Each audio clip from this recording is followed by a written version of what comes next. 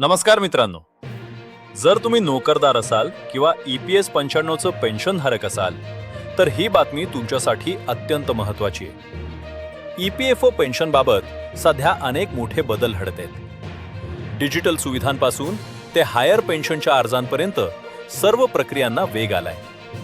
पण सध्या मिळणारी 1000 रुपयांची पेन्शन थेट 7500 रुपये होणार का?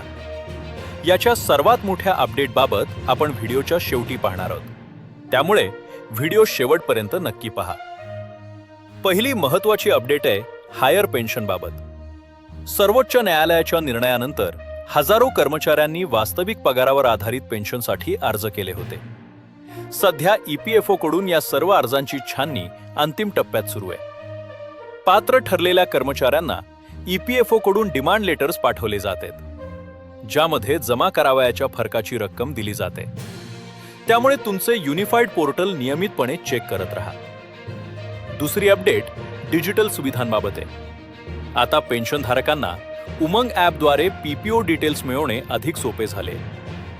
तसेच दरवर्षी द्यावा लागणारा हयात दाखला आता बँकेत न जाता तुम्ही घर बसल्या मोबाईलच्या फेस ऑथेंटिकेशन ॲपद्वारे फक्त चेहऱ्याचे स्कॅनिंग करून सादर करू शकता.